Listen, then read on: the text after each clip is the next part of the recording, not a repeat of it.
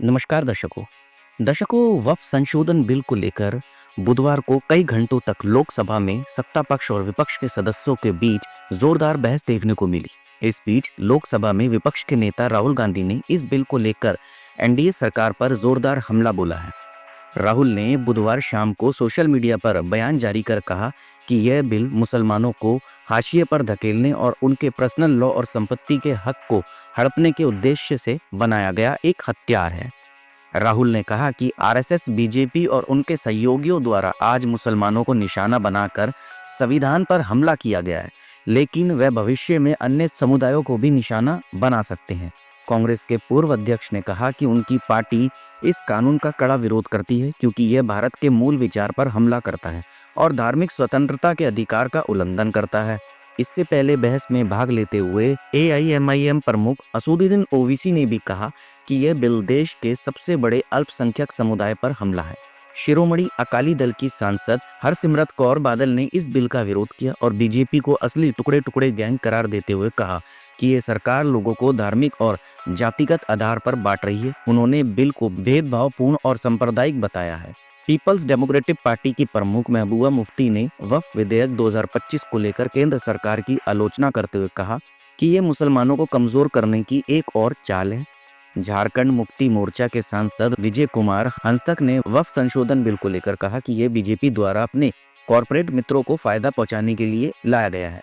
दूसरी ओर गृह मंत्री अमित शाह ने सवालों के जवाब देते हुए स्पष्ट किया कि ये नए कानून के तहत वक्फ बोर्ड में गैर मुस्लिम धार्मिक मामलों में दखल नहीं देंगे।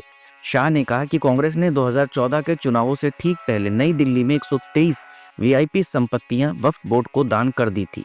उन्होंने कहा कि कांग्रेस ने 2013 में वक्फ एक्ट में संशोधन करके रेलवे की जमीन भी वक्फ को दान कर दी थी, तो उस समय कोई क्यों नहीं बोला। इसके अलावा दर्शकों, लोकसभा में वक्फ संशोधन बिल को लेकर चल रही जोरदार बहस के बीच कई सारी जानकारियां भी सामने आई। पश्चिमी दिल्ली से बीजेपी की सांसद कमलजीत शेरावत ने वक्फ बोर्ड को लेकर सनसनीखेज दावा किया। कमलजीत शेरावत ने लोकसभा में बताया कि वह दिल्ली के अंबरहाई गांव से है और उनका गांव द्वारका के बीच में आता है। उन्होंने कहा कि मोदी सरकार ने सेक्शन 40 को हटाया है और इसके लिए वह सरकार का दिल से धन्यवाद करती है क्योंकि वह इस सेक्शन की खुद ही पीड़ित है। पहली बार संसद पहुंचने वाली कमलजीत शेरावत ने कहा कि पिछले साल कुछ लोग उनके गांव में आए और उन्होंने पूजा की जगह को, जहां गांव के लोग सैकड़ों सालों से पूजा करते आ रहे हैं, वहां आकर कहा कि यह वक्फ की प्रॉपर्टी है। बीजेपी सांसद ने कहा कि ऐसा सिर्फ उनके अंबरहाई गांव में ही नहीं हुआ बल्कि गोयला और कुछ अन्य गाँव में भी हुआ और वह इसकी प्रत्यक्ष गवाह है। कमलजीत शेरावत ने कहा कि दिल्ली के वक्फ बोर्ड के पास 1047 प्रॉपर्टी है और उनका किराया सिर्फ 1 से लेकर 11 रुपए तक है।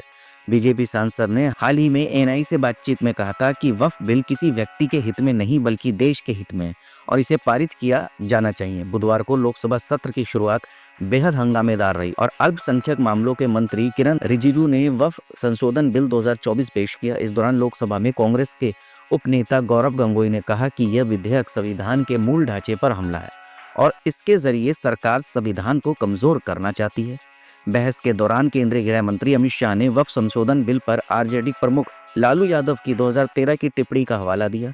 अमित शाह ने कहा कि लालू प्रसाद यादव ने वक्फ संपत्तियों के दुरुपयोग को रोकने के लिए मजबूत कानून बनाने की बात कही थी, उस समय कोई क्यों नहीं बोला।